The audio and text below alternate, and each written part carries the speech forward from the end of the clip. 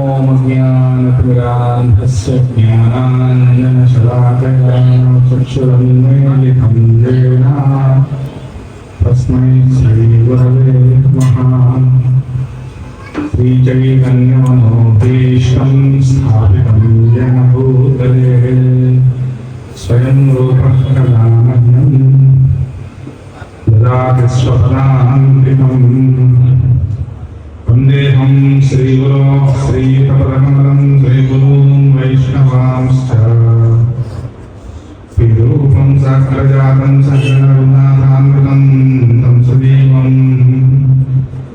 साद्वैतं सावधूतं परिजनसहितं कृष्णचैतन्यदेवं श्रीराधा कृष्णपादान् सहगणललिता श्रीविशाखान्वितांश्च।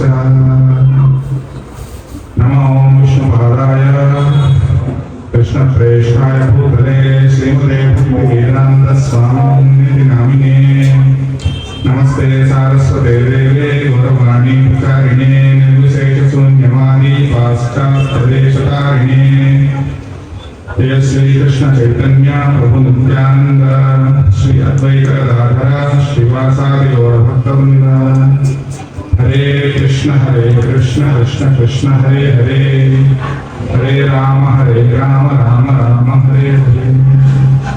मुखं करोति वाचालं संगं लङ्घयते गिरिं यत्कृपातमहं वन्दे श्रीगुरुं दीनतारिणम्। हरे कृष्ण। तो जिनका भी हमने अभिषेक किए हैं उसमें दो मूर्ति हमने देखा, दो हाथ ऐसे ऊंचे करके, है ना, दो मूर्ति। तो कई लोगों को हो सकता है प्रश्न हो मन में कि ये कौन है। यह है गौर निताय। ये गौर निताय कौन होते हैं? इनके पूरा नाम है गौरांग और नित्यानंद। गौरांग और नित्यानंद को हम कहते हैं गौर निताय। तो ये गौरांग और नित्यानंद है कौन? और गौरांग यानी गौर यानी सुनहरा वर्ण, गौर यानी सोना, यानी सुनहरे रंग के जो थे वो गौरांग थे, और नित्यानंद जो है उनके भाई थे। वैसे सगे भाई तो नहीं थे। तो ये थे कौन? ये भगवान श्री कृष्ण और बलराम के अवतार हैं। ये लगभग 500 वर्ष पहले, 540 वर्ष पहले नवद्वीप में, जो कि आज बंगाल में आता है, तो बंगाल में नवद्वीप नाम का स्थान है गंगा के किनारे, जहां पर इन दोनों का जन्म हुआ। तो वैसे उनको श्री चैतन्य महाप्रभु के नाम से भी लोग जानते हैं, चैतन्य महाप्रभु और नित्यानंद प्रभु। तो ये दोनों थे कौन? ये कृष्ण और बलराम, इन दोनों के स्वरूप हैं। कृष्ण भगवान चैतन्य महाप्रभु के रूप में अवतार लिए हैं, और बलराम आए हैं नित्यानंद प्रभु के रूप में। अभी आपने नाटक में देखा चैतन्य महाप्रभु जो पीले वस्त्र में थे वो चैतन्य महाप्रभु थे, और नीले वस्त्र में नित्यानंद प्रभु थे। तो ये क्यों अवतार लिए हैं? इनका क्या अवतार, क्या उद्देश्य है, और ये भगवान के अवतार है वाकई में, इसका क्या प्रमाण है? क्योंकि इस कलयुग में बहुत सारे लोग कहते हैं कि हम भगवान के अवतार हैं। बहुत सारे ऐसे तथागत संत हैं जिनको लोग मानते हैं कि भगवान के अवतार हैं। कुछ लोग मानते हैं, कुछ लोग नहीं मानते हैं। हाँ, और ऐसे तथाकथित भगवान बहुत सारे हैं, पर क्या हम इनको भगवान मान सकते हैं कि नहीं मान सकते? हमें किनको भगवान मानना चाहिए और किनको नहीं मानना चाहिए, यह प्रश्न है। तो शास्त्र अनुसार, हमारे वेदों के अनुसार, पुराणों के अनुसार, जो भगवान के अवतार होते हैं उनका प्रमाण शास्त्र में मिलता है। हर किसी को भगवान के अवतार नहीं मान सकते हैं, और कोई भगवान के अवतार होते हैं उनका वर्णन शास्त्र में होना चाहिए।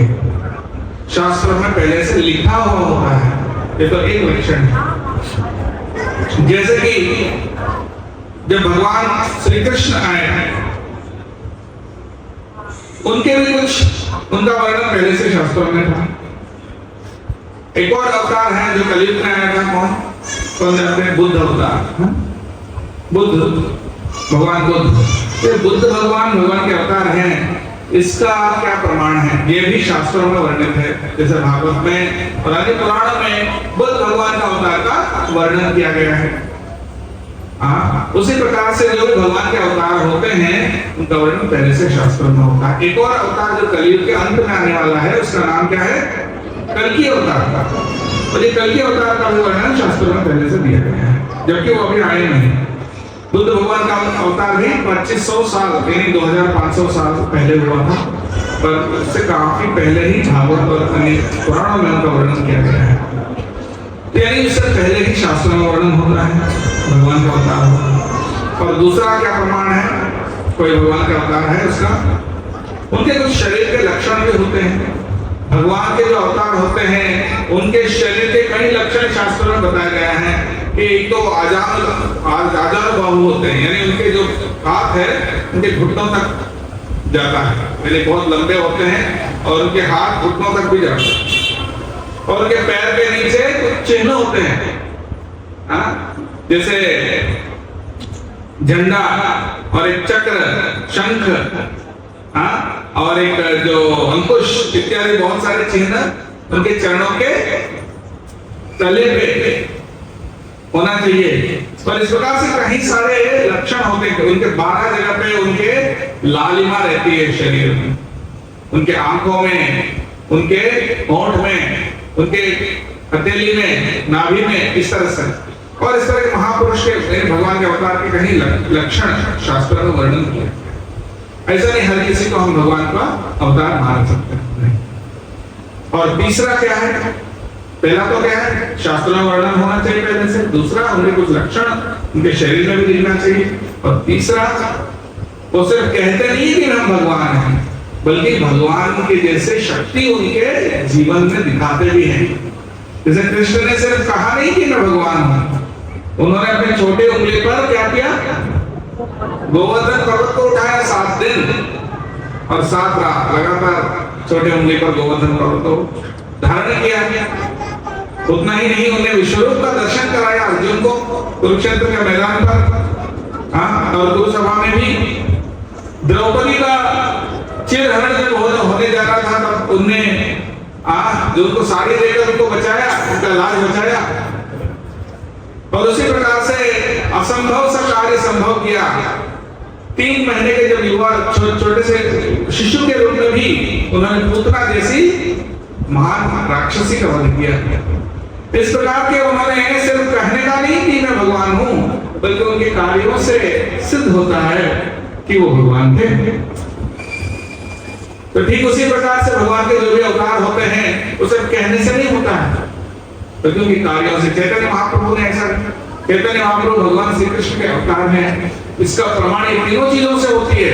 एक तो उनका वर्णन शास्त्रों में भी लिखा गया है, भागवत में भी लिखा गया है कि कृष्ण वर्णन पिशा कृष्णम सांगो पांडास्त्र राशनम यज्ञ संकीर्तन प्राये यजन्ति ही सुमेधसः।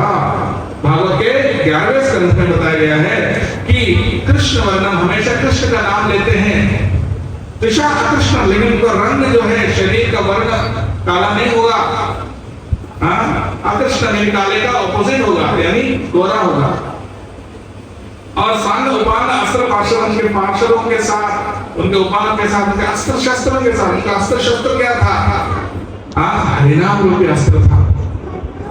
और उनको कैसे पूजा करते हैं? यज्ञ संकीर्तन प्रायैहि यजन्ति सुमेधसः, यानी ये संकीर्तन यज्ञ के माध्यम से उनकी पूजा होती है।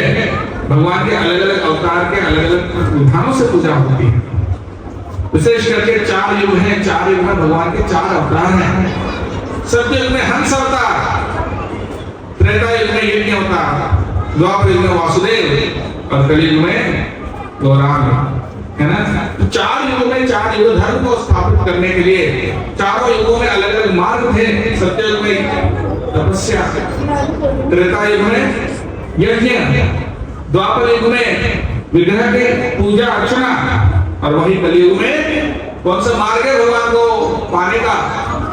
भगवान का नाम का संकीर्तन कर। हरे कृष्णा कृष्णा कृष्णा हरे हरे, हरे राम राम राम हरे हरे। इस संकीर्तन का प्रचार करने के लिए, कलियुग का युग धर्म को सिखाने के लिए भगवान कहते हैं, गीता में क्या बोलते हैं?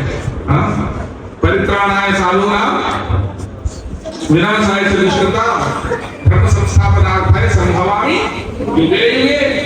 यानी हर युग में मैं धर्म का स्थापना करने के लिए मैं अवतार लेता हूँ, भगवान कहते हैं। तो कलियुग का धर्म क्या है? हरिनाम संकीर्तन। अभी हमने चर्चा की थी। तो कलियुग का धर्म हरिनाम संकीर्तन अगर है तो उसको सिखाने के लिए तो भगवान का अवतार लेकर सिखाना पड़ेगा, स्थापना करना पड़ेगा। तो वो कौन सा अवतार है जो कलियुग में आकर एक कलियुग का धर्म हरिनाम संकीर्तन को सबको सिखाया है? ये कौन है? और कोई नहीं बल्कि भगवान श्री चैतन्य महाप्रभु। यही है वो अवतार जिन्होंने हरिनाम संकीर्तन सिखाने के लिए आए। तो शास्त्रों में उनका वर्णन है। और दूसरा क्या लक्षण होता है? उनके शरीर के कुछ लक्षण होते हैं जो भी इससे पहचान होता है, वो सारे लक्षण भी उनके अंदर थे। जानो लंबित बाहु जुगल कनक पोतले देह करुणम अरुणम पर शोभित कलेवर उपमदे यानी जानो लंबित बाहु, उनके हाथ उनके घुटनों तक। जैसे रामचंद्र जी का भी है आजाद बाहु, आजाद बाहु अरविंद दयाक्ष। इनके आंखें कैसे हैं? कमल के पंखुड़ियों जैसे। और इनके वर्ण कनक सोने जैसे है।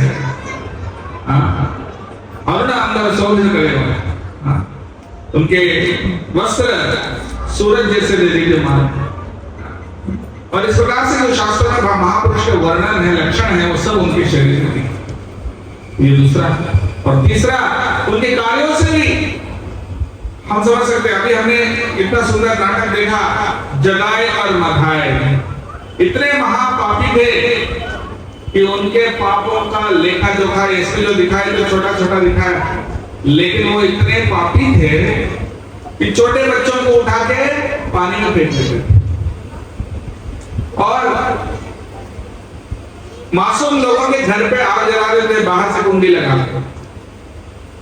और अंदर से वो आग में जलते हुए चिल्लाते थे। उस आवाज में सुन के उनको मजाक हंसते थे। ये उनका डेली पास्टर है। ऐसा भी नहीं कि कोई उनसे कोई दुश्मनी है किसी से, बस अकारण लोगों को पीड़ा करने में उनको मजा आता है।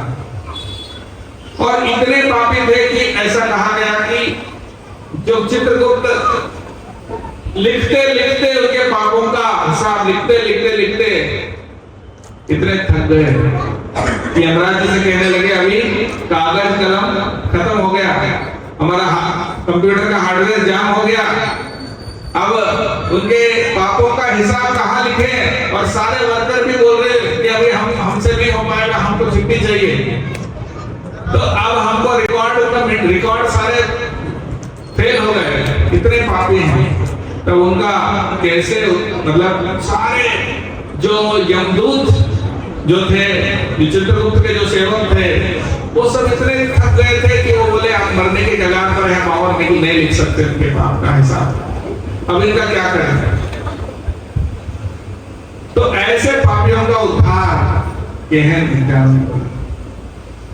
किससे मुझे ही नहीं बल्कि उस समय पर जो सबसे बड़े जो सन्यासी थे, उससे वो सबसे बड़े जो विद्वान थे, जो निराकार को उपासना करते थे लेकिन भगवान की भक्ति नहीं करते थे, भगवान का नाम नहीं लेते थे, ऐसे लोगों को भी उन्होंने भक्ति के बारे में बताया। और जहां जहां भी वो गए हर व्यक्ति से हरिनाम का संकीर्तन करवाए। तो इस प्रकार से चैतन्य महाप्रभु भगवान थे, ये तीनों प्रमाण से सिद्ध होता है, उनके कार्यों से। और उन्होंने एक भविष्यवाणी भी की कि पृथ्वी के 8 जो नगराधिग्राम सर्वत्र प्रचार हो गए होना। यानी पृथ्वी में जितने गांव और जितने शहर हैं, हर जगह पे मेरा नाम का संकीर्तन होगा। आप सुनिए, ये भविष्यवाणी कब हुआ था? लगभग 500 वर्ष पहले। 500 वर्ष पहले लोगों को ये भी नहीं पता था कि पृथ्वी में कितने भूखंड है कि नहीं। उस समय पर अमेरिका नाम का कोई खंड भी नहीं इन्वेंट हुआ। 500 साल पहले कोलंबस ने डिस्कवर किया कि अमेरिका नाम का एक भूखंड है। और पाश्चात्य जगत में तो लोग सोचते थे कि पृथ्वी समतल है, गोल है, ये नहीं पता था। तो ऐसे समय पर वो भविष्यवाणी करते हैं कि पृथ्वी में हर गांव और हर शहर में भगवान का नाम का संकीर्तन होगा, जबकि वो जानते ही नहीं थे पूरे विश्व में कितने गांव कितने शहर हैं। और लगभग 50 साल पहले तक लोग यही सोचते थे, 50-60 साल पहले तक, कि ये कृष्ण का नाम का संकीर्तन भले हो सकता है भारत में हो, लेकिन भारत के बाहर कौन जानता तो कि कृष्ण कौन है, राम कौन है। और हरिनाम संकीर्तन पूरे विश्व में कैसे हो सकता है? हाँ, चाइना में कौन जानता है कृष्ण को?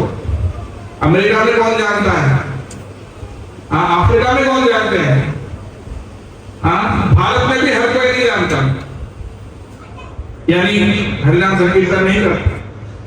तो ये कैसे संभव है भविष्यवाणी? लेकिन हमारे इस्कॉन के संस्थापक आचार्य श्रील प्रभुपाद जी को पूर्ण विश्वास था कि ये चैतन्य महाप्रभु की भविष्यवाणी थी, तो ये सच होकर ही निकलेगी।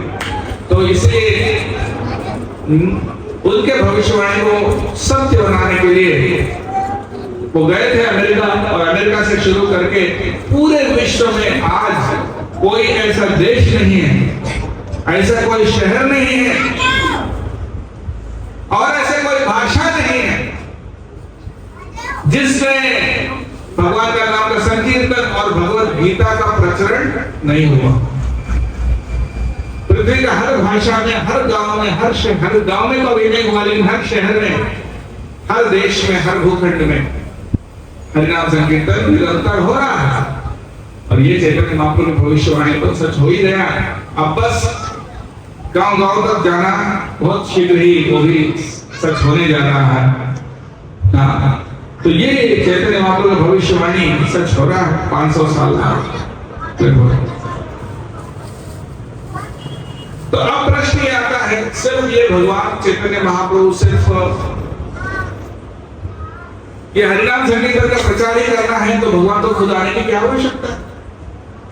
वो तो कोई भी महान संत कर सकते हैं, उनके भगवान के भक्त कर सकते हैं, तो भगवान तो खुद अवतार लेने की आवश्यकता क्या है?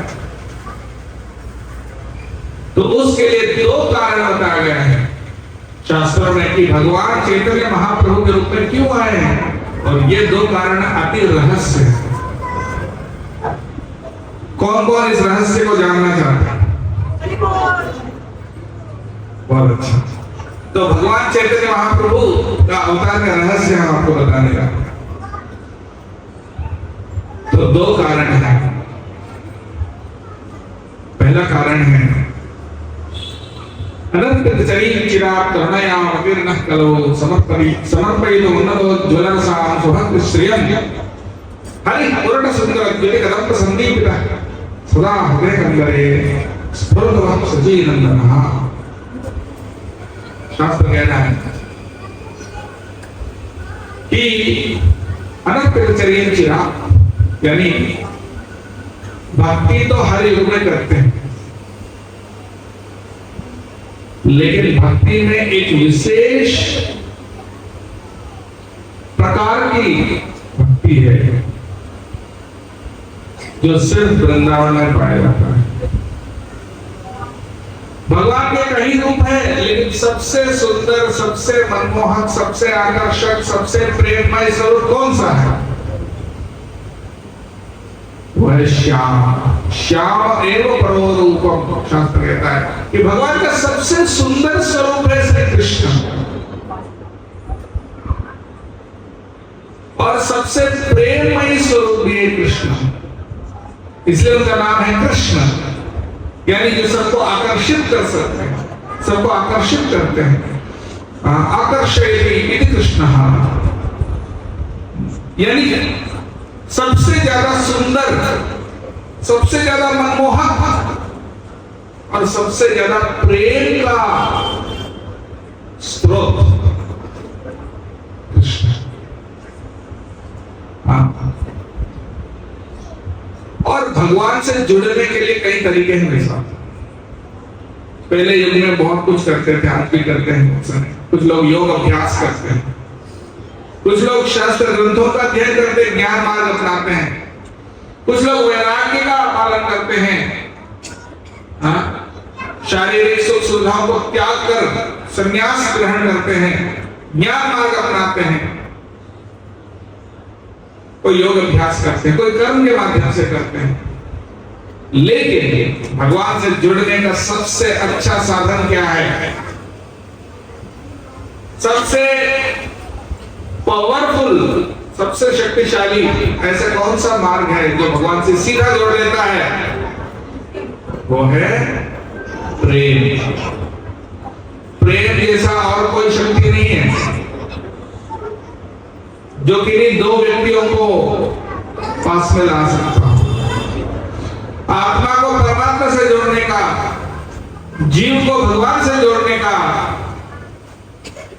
कर्म योग, ज्ञान योग, अष्टांग योग, वैराग्य, ये सब इतने प्रभावशाली नहीं है जितना भक्ति। और भक्ति का चरम अवस्था है प्रेम। तो ये प्रेम के लिए सबसे जो है सबसे उपयुक्त स्वरूप भगवान का कौन सा है? श्री कृष्ण। और श्री कृष्ण को प्रेम करने वाले भक्तों में से सबसे ऊंचे कोटि के भक्त कौन है? यह भी शास्त्र भागवत कहता है कि यथा व्रज गोपिका नाम, नारद जी कहते हैं नारद सूत्र में कि गोपियों, व्रज के गोपियों के जैसा भक्ति और कहीं नहीं है। यानी भक्त बहुत सारे हैं, लेकिन भक्ति में भी अलग अलग स्तर होते हैं। और सबसे गहरा प्रेम, सबसे जो है सबसे ऊंचा प्रेम है वो किसका है? ब्रज के गोपियों का। इसको समझाने के लिए हमारे आचार्य कहते हैं कई प्रकार के भाव हैं भक्ति में, कई प्रकार के रस हैं। मुख्य रूप से 5 रस बताए गए हैं। और वो 5 रस कैसे है भक्ति में? पहला शांत रस, दास्य रस, साख्य रस, वात्सल्य रस और माधुर्य रस। बहुत ज्यादा जटिल नहीं है, सरल भाषा में समझाया जाए तो शांत रस यानी भगवान पे ध्यान करना, दास्य रस यानी भगवान का दास बनना, नौकर बनना, सेवक बनना। उसके लिए सबसे अच्छे उदाहरण हनुमान जी हैं। हनुमान जी भगवान के सेवक के दास हैं।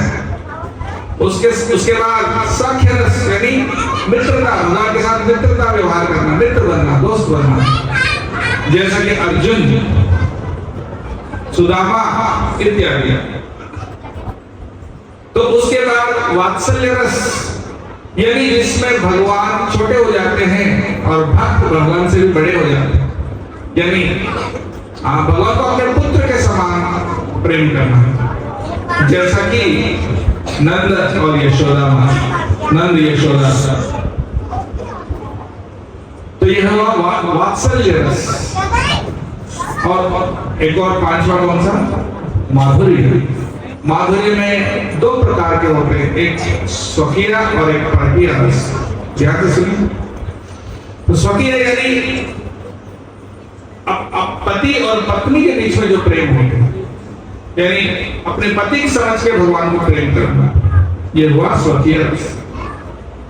और परकीय रस यानी भगवान को अपने प्रेमिक समझकर, प्रिय समझकर प्रेम करना। ये दोनों माधुर्य रस के 2 प्रकार, 2 विभाग। तो ये 5 रस हुए वैसे: शांत रस, दास्य रस, साख्य रस, वात्सल्य रस और माधुर्य रस। तो आप बताइए सबसे निकटतम संबंध कौन सा है इस दुनिया में? मान लीजिए किसी व्यक्ति के नौकर हैं और दोस्त हैं, नौकर और दोस्त में कौन ज्यादा प्रिय होते हैं? दोस्त। किसी के दोस्त हैं और उनके माता पिता हैं, कौन ज्यादा प्रिय होते हैं? माता पिता। किसी के माता पिता हैं और उनकी पत्नी है या प्रेमिका है, कौन ज्यादा प्रिय होते हैं? पत्नी या प्रेमिका, क्योंकि तो ज्यादा गहरा संबंध शास्त्र अनुसार। तो सबसे निकटतम संबंध भगवान के साथ किनका है? गोपियों का है। क्योंकि गोपियों का जो प्रेम है वो मर्यादा से भी परे है। कोई पति या पत्नी अपने दूसरों का एक दूसरों की सेवा क्यों करते हैं? क्योंकि एक मर्यादा है कि ये हमारे पति हैं, तो इसलिए हमारा धर्म है इनकी सेवा करना। कि हमारी पत्नी है, हमारा धर्म है इनकी हिफाजत करना। तो ऐसे धर्म से जुड़े हुए हैं। लेकिन जो प्रेमी प्रेमिका का जो संबंध होता है वो इससे भी परे होता है। कोई धर्म का बंधन भी नहीं है, कोई रिस्पॉन्सिबिलिटी, कोई जिम्मेदारी नहीं है, बल्कि प्रेमिक और प्रेमिका का जो संबंध है सारे जिम्मेदारियों से परे है। हो सकता है इसको समझने में थोड़ा जटिल हो, लेकिन सबसे ऊंचा प्रेम होता है प्रेमिक और प्रेमिका का। और वो प्रेम हमको वृंदावन में गोपियों में दिखता है। तो इसलिए ब्रज का प्रेम, विशेष करके गोपियों का जो प्रेम है वो सब सर्वोच्च माना है शास्त्रों द्वारा। और नारद जी भी कहते हैं प्रेम का सर्वोच्च उदाहरण है गोपियां, ब्रज की गोपी। एक बार नारद जी गए वृंदावन में कि गोपियों को हम भक्ति सिखाएंगे, क्योंकि गोपियां तो गांव की लड़कियां हैं, पढ़े लिखी तो है नहीं, तो उनको हम भक्ति का ज्ञान सिखाएंगे कि भक्ति होता क्या है। और नारद जी गए वृंदावन में और गोपियों को बुलाए, हम आपको भक्ति सिखाना चाहते हैं। तो गोपियों ने कहा बहुत अच्छी बात है कि आप हमें भक्ति सिखाना चाहते हैं, लेकिन ऐसी समस्या है। बोले क्या समस्या है? समस्या ये है कि हमारा ध्यान हमेशा वो माखन चौर के ऊपर रहता है, हमारा ध्यान हमेशा कृष्ण के ऊपर रहता है, और आपकी कथा सुन के समझने का हम ध्यान नहीं दे पाएंगे, क्योंकि आपकी कथा सुनते हुए हमारा ध्यान कृष्ण पे चले जाएगा। तो इसलिए हम आपकी कथा पे ध्यान नहीं दे पाएंगे। तो इसलिए आप अपने समय बर्बाद ना करें, ऐसा कह दिया। तो ये सुनकर नारद जी चौंक गए कि उनका स्वाभाविक प्रेम कृष्ण के प्रति इतना ज्यादा था कि ऐसा कहा गया है कि गोपियां जब उनका काम क्या है, दही मक्खन घी इत्यादि चीजों को विक्रय करना, तो वो अपने हांडी में ये सब सामान लेकर शहर पहुंच जाती है मथुरा बेचने के लिए। लेकिन वो कृष्ण के ख्यालों में इतने खो जाते हैं कि ये पुकारने की जगह किसी को मक्खन चाहिए, किसी को दूध चाहिए, किसी को दही चाहिए, उसकी जगह वो क्या बोलते हैं, किसी को गोविंद चाहिए, हाँ, किसी को दामोदर चाहिए, किसी को माधव चाहिए। विक्रय तो कामा ढलगो पकन्या मुरारी माधव मुने चित्तवृत्ति विद्याधिकम मोह स्नान गोविंद दामोदर माधव। यानी वो कृष्ण गोविंद माधव के ख्यालों में इतने खो गए कि दूध दही मक्खन का भी बात भूल गए। ऐसा कहा गया कि गोपियों का इतना प्रेम है भगवान के प्रति कि वो कृष्ण के ख्यालों में इतने खो गए कि कभी वस्त्र भी ठीक से धारण नहीं कर पाते, हाँ, कभी नीचे पहनने वाले वस्त्र ऊपर पहन लेते, ऊपर पहनने वाले नीचे पहन लेते, कभी हाथ के पैर में पहन लेते, पैर के हाथ में पहन जाते हैं, हाँ। और कृष्ण के हमें इतने खो जाते हैं कि वो क्या बोल रहे हैं, कहाँ जा रहे हैं, उसे कोई ध्यान नहीं रहता।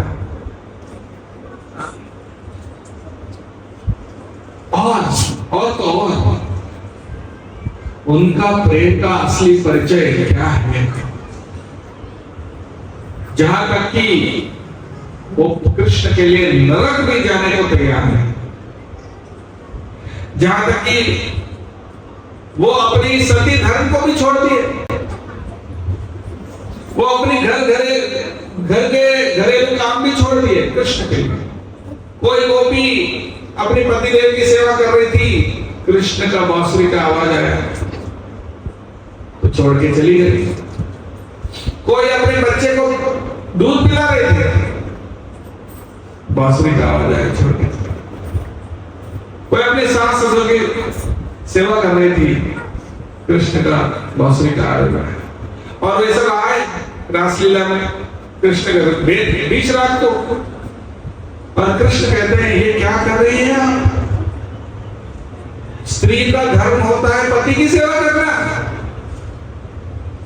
अपने परिवार का हिफाजत करना, सेवा करना, और बीच रात को आप घर छोड़ के यहां आए, ये धर्म नहीं है।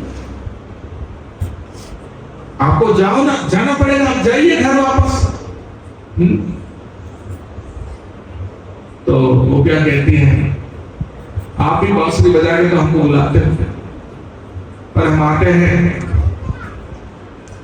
तो इस तरह की बात करते हैं। हाँ, असली बात तो ये है कि हमारे पति, हमारे ससुर, सास, हमारे बच्चे, ये सब हमें क्यों प्रिय है? क्योंकि उनके दिल में आप हो। आपके बिना इस दुनिया में कोई चीज प्रिय नहीं हो सकता। और जब आप स्वयं हमें बुला रहे हो तो भला ऐसा क्या कारण हो सकता है कि हम ना आए? चाहे दुनिया हमको कुछ भी बोले, चाहे उसके लिए हमें नरक भी जाना पड़े, चाहे हम दुनिया भर के सारे अपवाद सहना पड़े,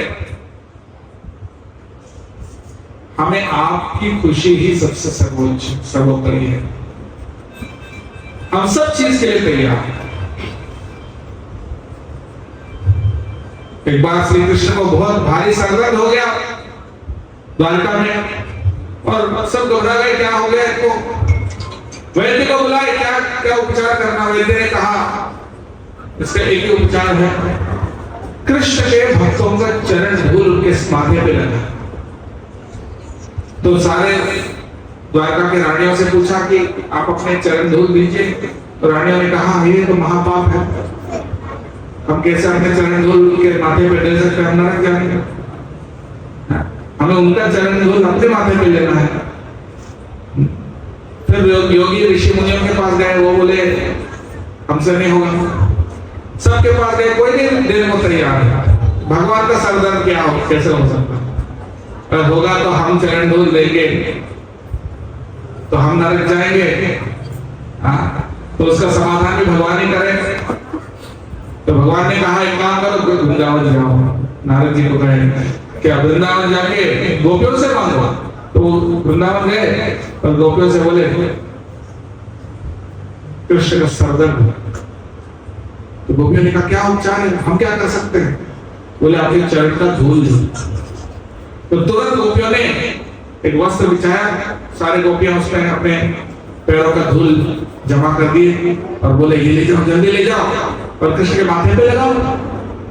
नारद जी ने कहा आपको पता है इसका क्या परिणाम होगा? भगवान के सर पे अपने पैर का धूल लगा रहे हो, उसके लिए आपको घोर नरक में जाना पड़ेगा।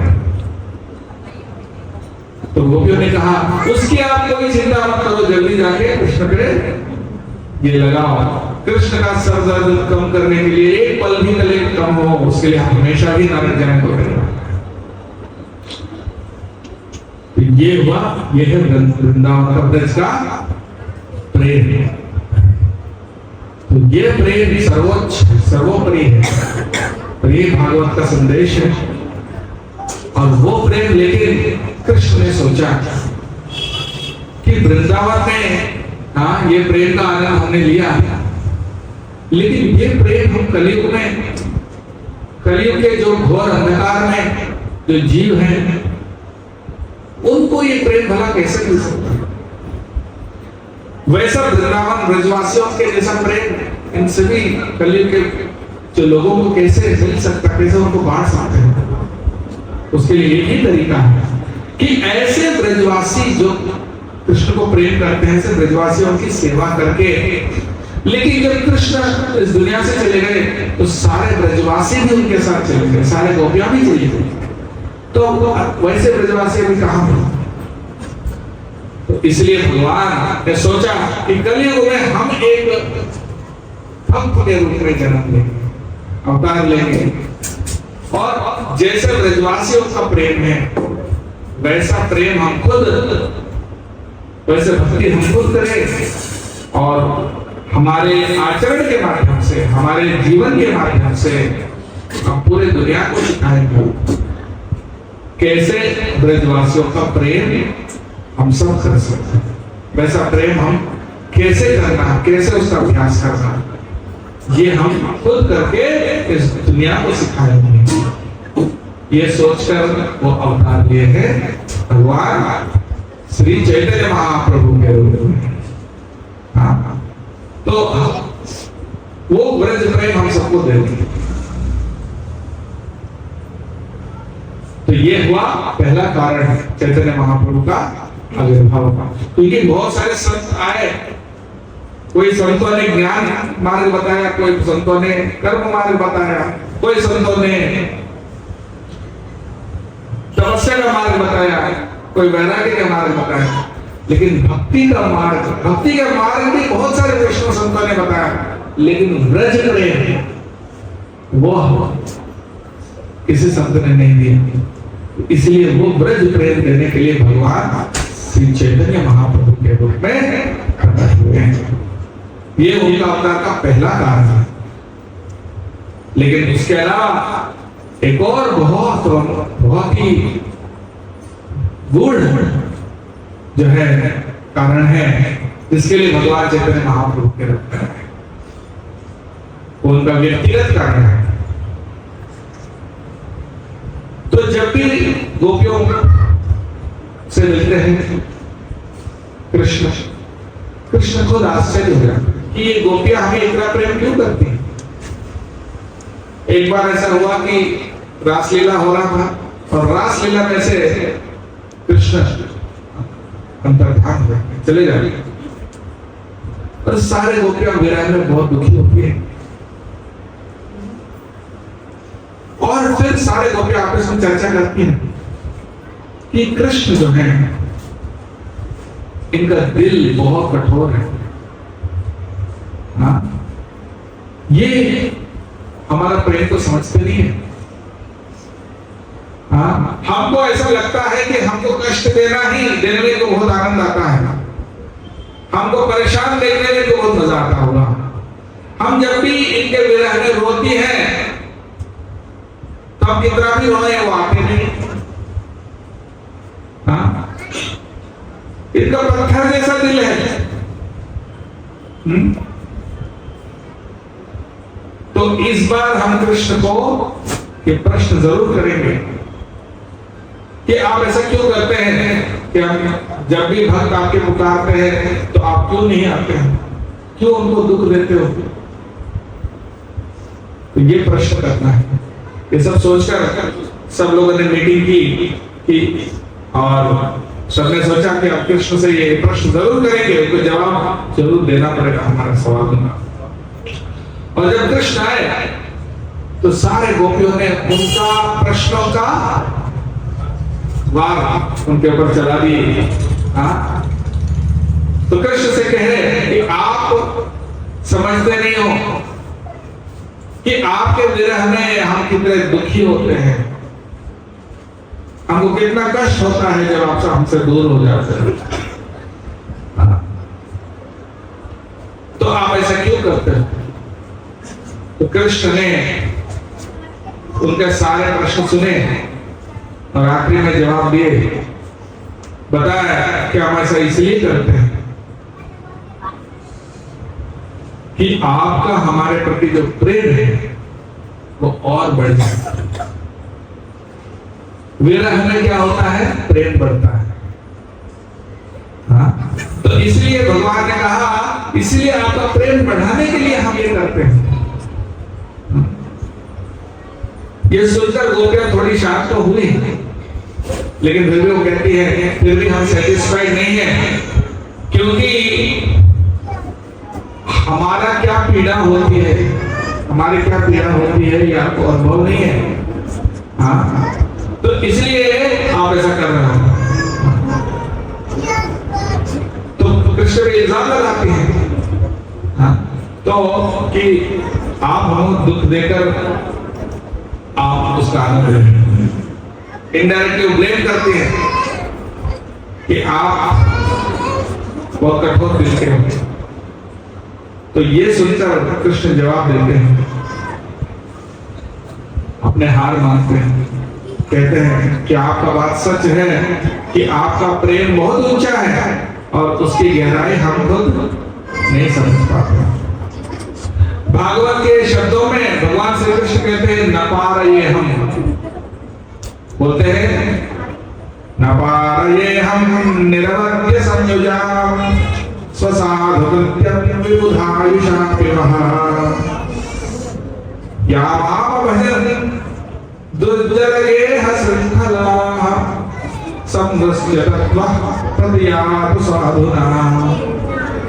भागवत में श्री कृष्ण जी गोपियों से कहते हैं, अब ये श्लोक बहुत ही मशहूर है भागवत का, जिसमें भगवान श्री कृष्ण गोपियों से कहते हैं कि न पारये हम निरवध्य संयुजा, आपका ऋण हम कभी नहीं चुका सकते। भगवान श्री कृष्ण गोपियों के प्रति ऋणी हो गए, और ऋणी होने के 3 कारण हैं। पहला कारण है कि गोपियां अपने प्रेम के फल स्वरूप कृष्ण से कुछ मांगते नहीं। अगर कोई आपकी सेवा करे पर आपसे कुछ ना मांगे तो आप ऋणी हो ही जाएंगे। जहां तक योगी, ऋषि, मुनि, ज्ञानी, तपस्वी वो भी कुछ मांगते हैं। क्या मांगते हैं? वो मोक्ष मांगते हैं, वो भव संसार से मोक्ष तो चाहते हैं, मुक्ति चाहते हैं। हाँ, लेकिन गोपियां तो वो भी नहीं चाहती हैं। गोपियां ये भी नहीं चाहती कि हमें मुक्ति मिले। तो गोपियां कुछ नहीं चाहती है, सिर्फ कृष्ण का प्रसन्नता ही चाहती है। इसलिए अब जब कोई व्यक्ति आपसे मांगे ही नहीं तो उसके प्रति आप ऋणी हो ही जाएंगे। हाँ, और कुछ भी देने को तैयार है, लेकिन गोपियां तो कुछ चाहती ही नहीं।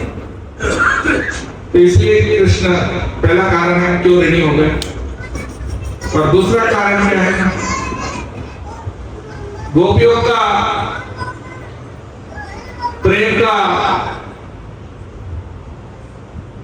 जो है विषय सिर्फ एक है, और वो है कृष्ण।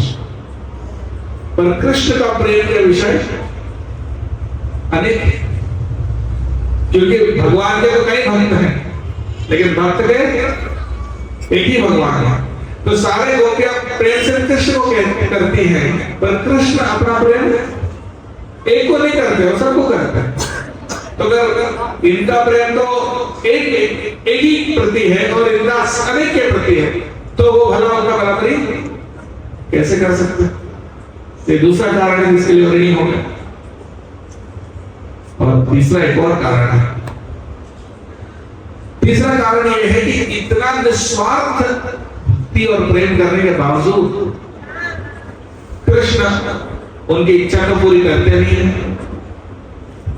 उनकी एक ही इच्छा है कि कृष्ण उनकी सेवा ग्रहण करें, तो वो भी नहीं कर पाते, और विरह के कारण वो दुखी हो जाती है, और उस दुख का कारण कौन बने? कृष्ण। तो एक तो उनको कुछ देते नहीं है, कुछ दे नहीं पाते हैं, वो कुछ मांगते नहीं है, उसके ऊपर वो सिर्फ उनका जो संग मांगते हैं वो भी वो दे नहीं पाते, उसके कारण भी उनको दुख पहुंचाते हैं, और उस कारण से भी ऋणी हो गए। 3 कारण से वो ऋणी हो गए। अब ये ऋण को चुकाए कैसे? गोपियां को कृष्ण कहते हैं, आपके प्रेम से हम इतने ऋणी हो गए कि पूरी ब्रह्मा जी का आयु में भी आपकी सेवा करके आपका ऋण को नहीं चुकाता। तो भी ऐसे ही रो रही थी कृष्ण के लिए। और सिखा रहे हैं कैसा रोना चाहिए। तो विबुधान शाह यानी ब्रह्मा जी के पूरे आयु में भी अगर आपकी सेवा करें तो भी हम आपके ऋण को कभी चुका नहीं सकते हैं। ये कौन कह रहे हैं? श्री कृष्ण स्वयं कह रहे हैं। तो आपका ऋण भला कैसे चुक सकता? कुछ भी लेके तो नहीं चुका सकता। राधा रानी जो सभी गोपियों में श्रेष्ठ है, वो कहती है आपको तो ऋण तो चुकाने का तो दूर की बात है, ऋण चुकाना तो दूर की बात है, आप समझ भी नहीं सकते हो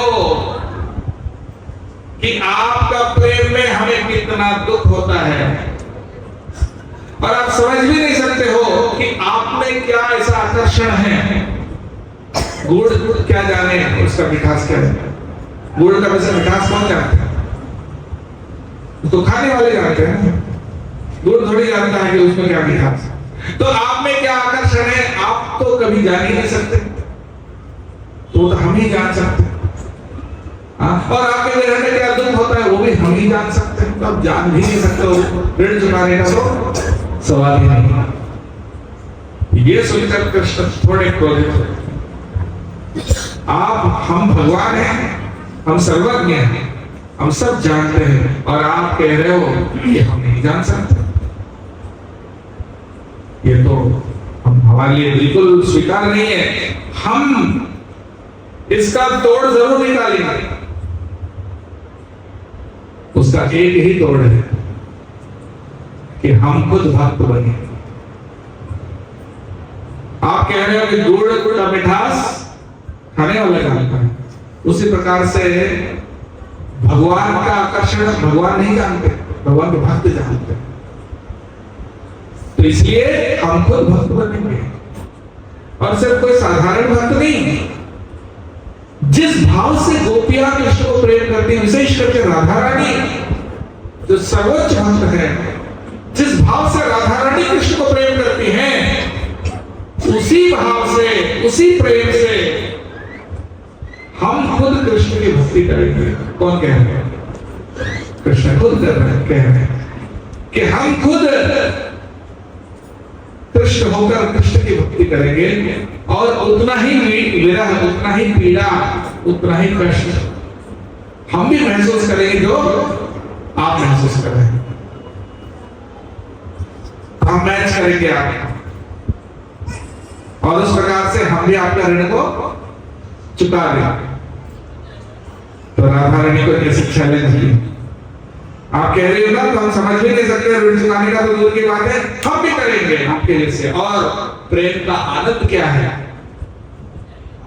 और विरह का दुख क्या है, और कृष्ण का आकर्षण क्या है, ये हम खुद महसूस करके दुनिया को सिखाएंगे।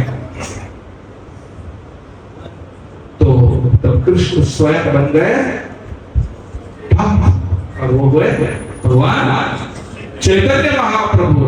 जय श्री गौरांग महाप्रभु की जय। तो उसी प्रकार का प्रेम, उसी प्रकार का विरह भी महसूस किए। चैतन्य महाप्रभु कभी हंसते हैं तो कभी रोते हैं, कभी नाचते हैं, कभी लोट करते हैं प्रेम में। और प्रेम में उस अवस्था को जिसने भी देखा हो, तुरंत उसको कृष्ण प्रेम प्राप्त हो गया। जिसने भी चैतन्य महाप्रभु को नृत्य करते हुए देखा, सिर्फ उनको देखने मात्र से उनको भी कृष्ण प्रेम प्राप्त हो जाता था। और चैतन्य महाप्रभु का नजर हल्का सा भी किसी के ऊपर पड़ा तो वो भी कृष्ण प्रेम में पूरी तरह से डूब जाता था। और जब वो नाचते थे, उनकी आंखों में आंसू नीचे नहीं गिरते, उनके आंखों में से आंसू पूरा सीधा सामने आता है। जैसे सिरिंज से इंजेक्शन में सिरिंज से जैसे सामने आता है, उसी प्रकार से जेट जैसे सामने वाले के ऊपर उनके आंसू गिरते थे, और सामने वाला सब उनके आंसू से भीग जाते थे। और जब वो नाचते थे, उनके हाथ कहाँ, उनके पैर कहाँ किसी को दिखाई नहीं पड़ता। जैसे जब फैन चलती है तो उसके पंखुड़ी कहाँ है, आपको दिखाई दे रहा है? उनके 3 पंखुड़ी हैं, 3 पंख पे कहाँ है, कौन सा? तो उसी प्रकार से वो जब नाचते थे तो कहां उनका हाथ है कहां पैर है कुछ नहीं समझ में आ रहा। इस प्रकार से उनका भाव जिसने भी देखा हो तुरंत वो कृष्ण प्रेम में पूरी तरह से खो जाओ। और चैतन्य महाप्रभु जहां भी जाते थे सबको बोलते थे, दोनों हाथ ऊंचा करके बोलो हरे कृष्ण कृष्ण कृष्ण हरे हरे, हरे राम राम राम हरे हरे। और इस नाम के माध्यम से सबको कृष्ण प्रेम मानते। इस प्रकार से पूरे भारत को उन्होंने कृष्ण प्रेम से आप्लावित कर दिया।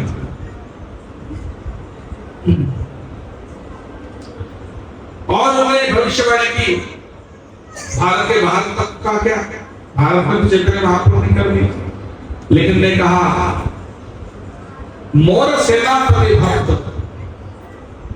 जाय जे ठाए यदि पापी छाड़ी धर्म दूर देशे जाए। यानी जो पापी जो मनुष्य है जो दूर देश में चले गए, धर्म को छोड़कर दूर देश में चले गए और वहां मेरा सेनापति भक्त जाएंगे और उनको कृष्ण प्रेम से उनको भी लाभ करना। जब युद्ध होता है तो राजा स्वयं सभी लड़ने जाता है ना, कभी कभी जाते हैं, लेकिन सामने कौन रहते हैं? सेनापति। सेनापति जाके युद्ध करते हैं, राजा के आशीर्वाद से ही जाते हैं। दूसरे प्रकार से चैतन्य महाप्रभु ने भारत का प्रचार की, कृष्ण प्रेम भक्ति की, लेकिन दूर देश जैसे अमेरिका, रूस, चाइना, अफ्रीका इत्यादि जहां किसने राम या कृष्ण का नाम ही नहीं सुने, तो वहां भी कृष्ण प्रेम देने के लिए भगवान श्री चैतन्य महाप्रभु ने अपनी सेनापति श्रील प्रभुपाद जी को भेजा। और उन्होंने जहां भारत से लोग जाते हैं सिर्फ कुछ पैसे कमाने के लिए, प्रभुपाद जी ने से किसी ने पूछा आप यहाँ क्यों आए? हमारे घर में हम ईसाई धर्म फॉलो करते हैं, आप यहाँ क्यों आए हो?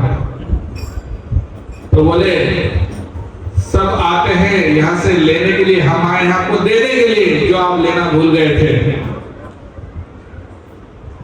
तो इस प्रकार से श्रील प्रभुपाद जी ने कृष्ण प्रेम पूरे विश्व में कृष्ण भक्ति रस और नाम का रस सभी दुनिया भर में प्रचार किया। और वो चैतन्य महाप्रभु के सेनापति। और युद्ध में दो पक्ष होते हैं, है ना? युद्ध दो पार्टी के बीच में होता है। तो इधर चैतन्य महाप्रभु है तो उधर कौन है? कलियुग, एक घोर कलियुग जिसपे हम हैं। हाँ, हमको लगता है जो कलियुग कितना बड़ा है, समुद्र है। हाँ, देखिए यहाँ कितने बार लोग बैठे हुए हैं पूरे कंट्री में, पूरे दुनिया में कितने जनता है और उनमें से कितने लोग भक्ति में रुचि लेते हैं बताइए? बहुत कम। लेकिन भगवान का ऐसे कमाल है, 5 पांडव 100 कौरव के ऊपर भारी पड़ गए कि नहीं? तो उसी प्रकार से चैतन्य महाप्रभु के पक्ष में जो युद्ध करेंगे, जीत किनका होगा? कलियुग का होगा कि चैतन्य महाप्रभु का होगा? चैतन्य महाप्रभु का होगा जीत, भले उनके पास कम लोग हों। तो हमें युद्ध में कौन सा पक्ष में जाना है? चैतन्य महाप्रभु पक्ष में जाना है, उनकी सेना में भर्ती होना है। चैतन्य महाप्रभु की सेना में भर्ती होने के लिए हमें क्या करना होगा? कैसे भर्ती होना है? सेना में भर्ती होने के लिए आपको 2 चीज करनी पड़ेगी। एक तो हरे कृष्ण महामंत्र का जप करना, बोलिए हरे कृष्णा कृष्णा कृष्णा हरे हरे, हरे राम राम राम हरे हरे। और 2 पाप कार्यों को छोड़ दो, जैसे कि मांसाहार, नशा, जुआ और व्यभिचार। 4 पापों को छोड़कर जो भगवान का नाम का जप करेगा वो भर्ती हो गया चैतन्य महाप्रभु की सेना में।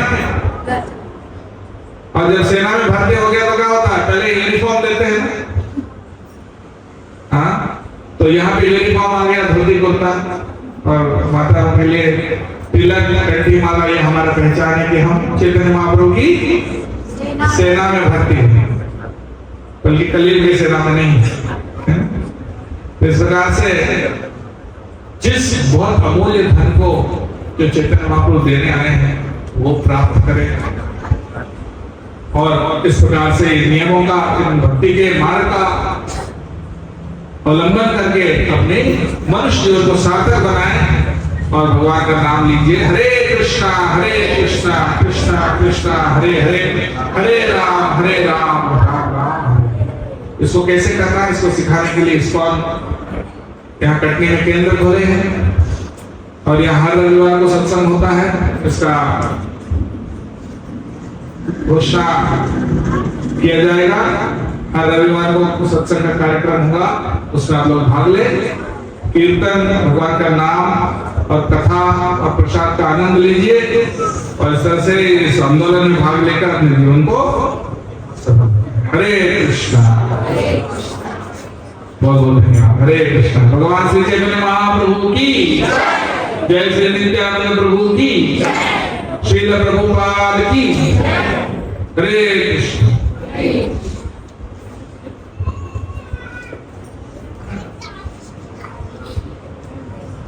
हरे कृष्णा कृष्णा कृष्णा हरे हरे, हरे राम राम राम हरे हरे।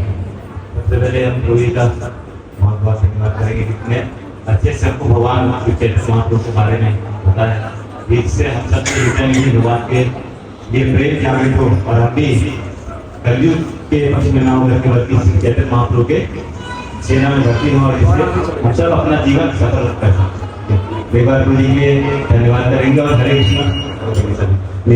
कृष्णा कृष्णा कृष्णा हरे हरे, हरे राम राम राम हरे। हरे कृष्णा